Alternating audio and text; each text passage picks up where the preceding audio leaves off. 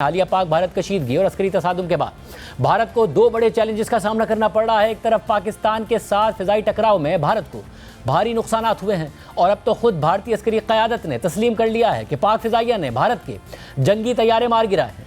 और दूसरी तरफ भारत एक बड़े सिफारती चैलेंज से भी गुजर रहा है। पाकिस्तान को दहशतगर्द मुल्क कहने पर कोई भी मुल्क भारत की आवाज़ के साथ आवाज़ नहीं मिला रहा है। दुनिया में 7 सिफारती वफूद भेजने के बावजूद भारत अब तक पाकिस्तान के खिलाफ बयानियां बनाने में नाकाम नजर आ रहा है। और आज से पाकिस्तान के सिफारती वफ़द ने भी दुनिया में भारतीय बयानिए को काउंटर करना शुरू कर दिया है। बिलावल भुट्टो ज़रदारी की क़यादत में पाकिस्तान का सिफारती वफ़द न्यूयॉर्क पहुंच गया है और अब से कुछ देर पहले खबर सामने आई है कि पाकिस्तानी वफ़द की अक़वाम मुत्तहिदा में चीन के मुस्तकिल मंदूब से मुलाकात भी हो गई है। इससे पहले दफ्तर ख़ारजा ने अपने बयान में कहा था कि वज़ीर आज़म की हिदायत के तहत मुख्तलिफ जमातों पर मुश्तमिल आला सतह का वफ़द 2 जून 2025 से न्यूयॉर्क, वाशिंगटन DC, लंदन और ब्रसल्स का दौरा करेगा। 9 रुकनी वफ़द की क़यादत पाकिस्तान पीपल्स पार्टी के चेयरमैन और साबिक वज़ीर ख़ारजा बिलावल भुट्टो ज़रदारी कर रहे हैं। दफ्तर ख़ारजा के मुताबिक एक और वफ़द जिसकी क़यादत वज़ीर आज़म के मामले ख़ुसूसी तारिक फ़ातमी कर रहे हैं, वो 2 जून 2025 से मॉस्को का दौरा करेगा। इन वफूद के दौरों का मकसद हालिया भारतीय जारियत के तनाजुर में पाकिस्तान के मौक़िफ़ को उजागर करना है, जबकि इससे पहले खुद वज़ीर आज़म शहबाज शरीफ तुर्की, ईरान, अज़रबैजान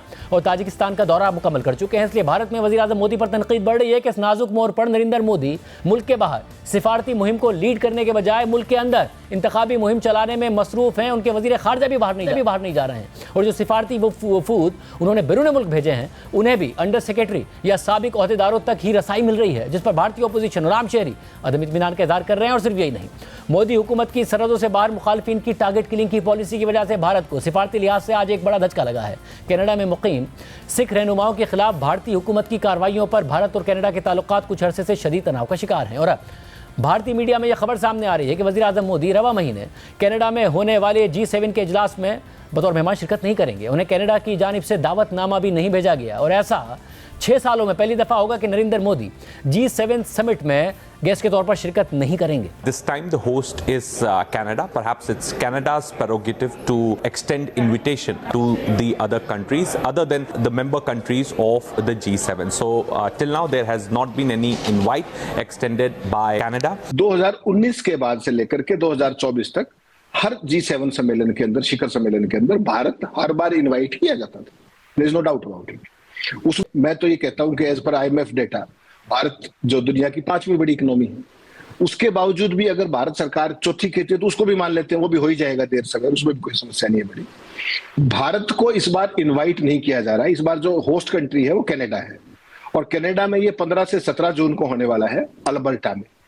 तो कनाडा की तरफ से अभी तक कोई ऑफिशियल इनविटेशन भारत को आया नहीं है। आज 2 जून ऑलरेडी हो गई है। इस बार भी ऐसा नहीं कि एफर्ट नहीं किए गए, बाकायदा डिप्लोमेटिक एफर्ट किए गए, लेकिन कनाडा उस पर टस से मस नहीं हुआ। उसमें ऑस्ट्रेलिया को इनवाइट किया जा रहा है, उसमें यूक्रेन को इनवाइट किया जा रहा है, दक्षिण अफ्रीका को इनवाइट किया जा रहा है और ब्राजील को इनवाइट किया जा रहा है और 5वें और 4थे नंबर वाले भारत को नहीं किया जा रहा है।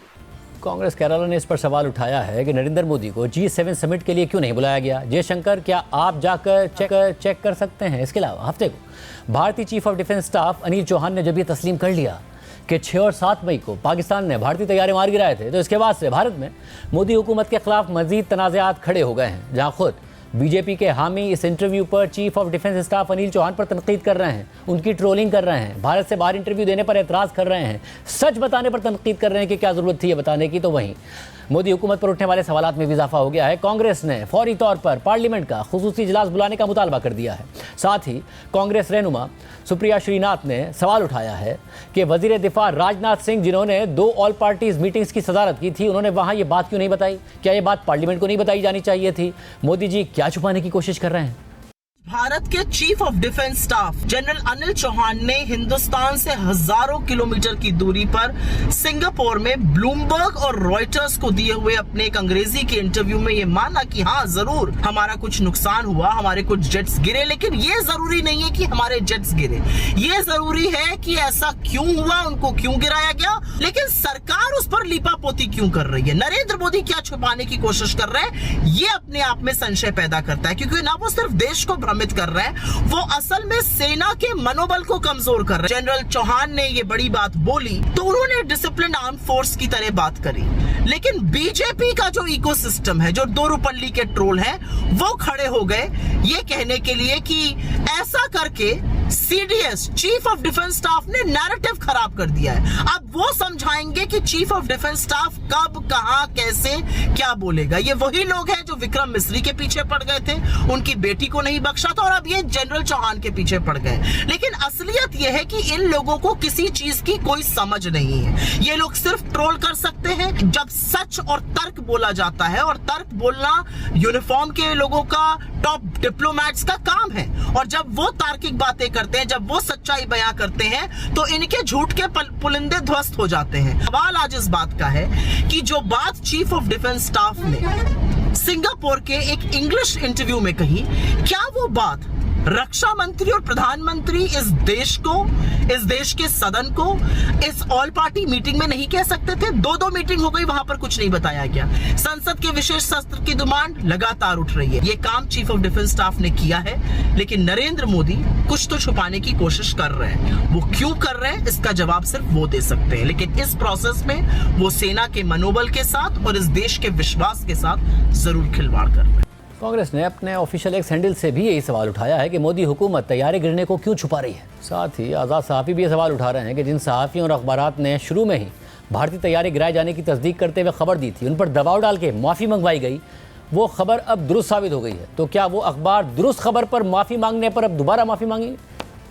रक्षा प्रमुख सिंगापुर में यह इंटरव्यू दे रहे हैं, शंगरीला डायलॉग में बोलने के लिए गए हैं। द हिंदू की पत्रकार सुहासिनी हैदर ने एक्स पर लिखा है कि सीडीएस कहते हैं कि सेना के लिए यह देखना महत्वपूर्ण था क्यों भारत का जेट गिरा है। सरकार के लिए अब जरूरी हो जाता है कि वह ज्यादा सूचनाओं को साझा करे, और ट्रोल के लिए जरूरी हो जाता है कि इसकी रिपोर्टिंग करने वाले पत्रकारों को टारगेट करना बंद करे।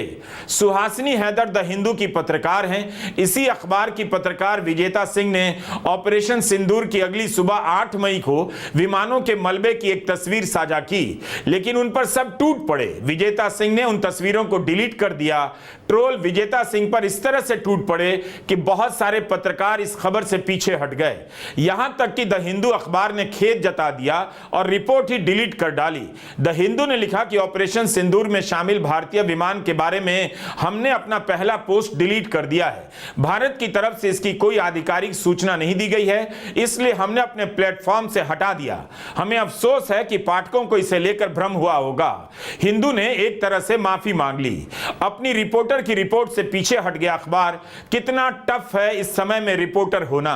जब विजेता सिंह को ट्रोल किया गया, तब उन पत्रकारों ने भी कुछ नहीं कहा जो उनका इंटरव्यू करके अपने चैनल का टाइम भरते हैं। अब जब चीफ ऑफ डिफेंस स्टाफ ने स्वीकार कर लिया है कि जेट विमान गिरा है, तब हिंदू अखबार क्या करेगा?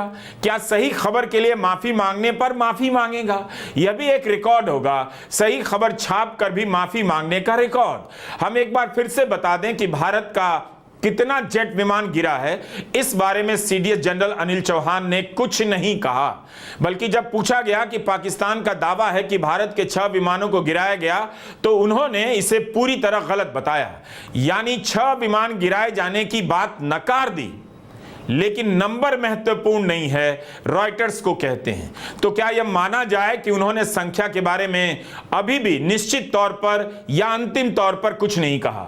नंबर महत्वपूर्ण नहीं हो सकता है, लेकिन नंबर तो हो सकता है, 1, 2 या 3 या कुछ भी। उसे महत्वपूर्ण ना माना जाए, लेकिन विमान की संख्या बतानी तो चाहिए। उन्होंने नंबर क्यों नहीं बताया? यह सवाल इसलिए कर रहा हूं कि 30 मई को पत्रकार आदेश रावल के पॉडकास्ट में बीजेपी के सांसद सुब्रमण्यम स्वामी ने कह दिया 5 फाइटर प्लेन गिराए गए, लेकिन सीडीएस जनरल चौहान ने स्वीकार तो कर लिया कि विमान गिरा है।